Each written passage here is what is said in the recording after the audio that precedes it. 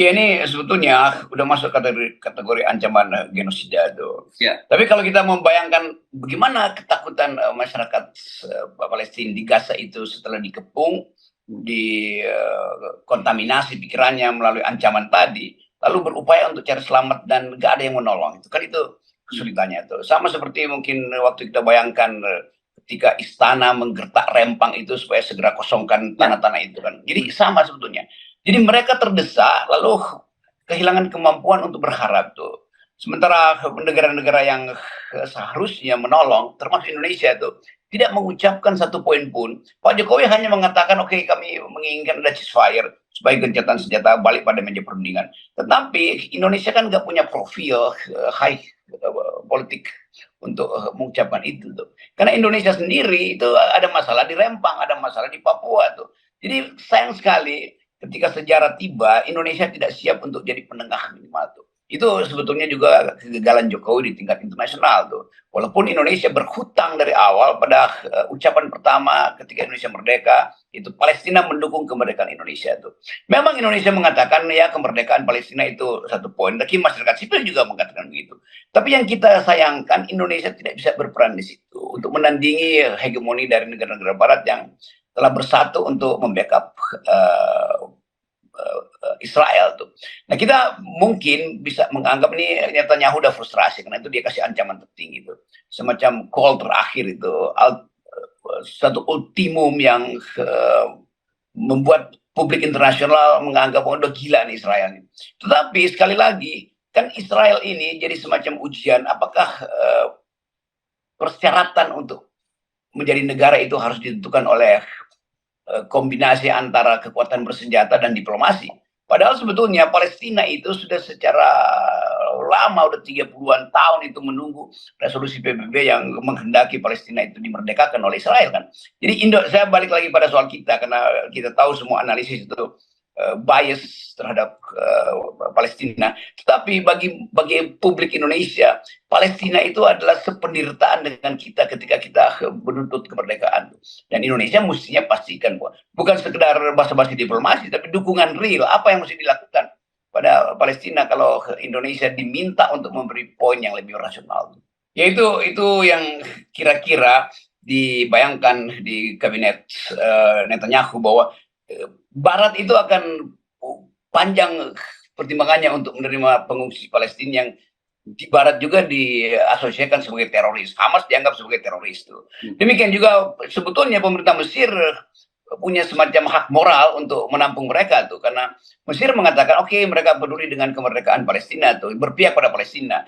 Tetapi posisi Mesir juga akan ditekan oleh Amerika tuh. Jadi keadaan kita sebetulnya kalau kita lihat bagaimana rakyat Palestina itu bingung, itu seperti mencari harapan di titik-titik terakhir tuh dalam kegelapan politik dunia. Nah, siapa yang akan menerangi politik itu? Negara-negara Islam yang rada moderat tentu takut untuk mengambil risiko karena Arab Saudi masih berupaya untuk berbaik-baik dengan Israel supaya kegiatan ekonomi tidak terhalang.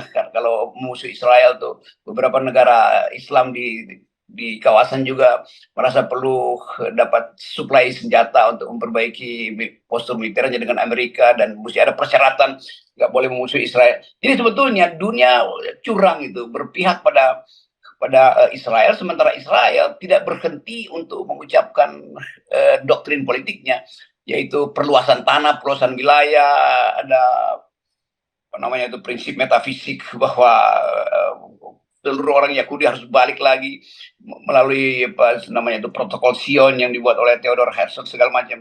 Nah kita Indonesia tahu keadaan itu, jadi Indonesia mestinya mengambil semacam inisiatif lebih dari sekedar basa-basi diplomasi bahwa kami mendukung kemerdekaan Palestina tapi tidak bisa berbuat apa-apa. Ini sebetulnya juga kutukan bagi Presiden Jokowi itu yang nggak mampu mengantisipasi dari awal itu, bahwa profil Indonesia sebetulnya selama 9 tahun pemerintahan Jokowi nggak pernah masuk hitungan forum internasional.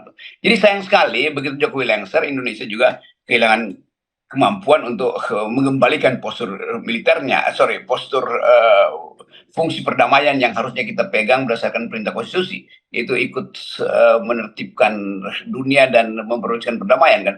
Jadi tetap kerugian bagi Indonesia akan dihitung sebagai kesalahan Jokowi karena diplomasi kita nggak kita bangun. Padahal kita bagian dari kekuatan Muslim secara populasi, dan bukan sekedar populasi Muslim yang harus berpihak pada Palestina, tapi hutang kita pada Palestina. Palestina membantu kita untuk mempertahankan kemerdekaan kita. Sementara Presiden Jokowi tidak punya akses untuk mengaktifkan kedudukan politik Indonesia yang strategis di dunia internasional.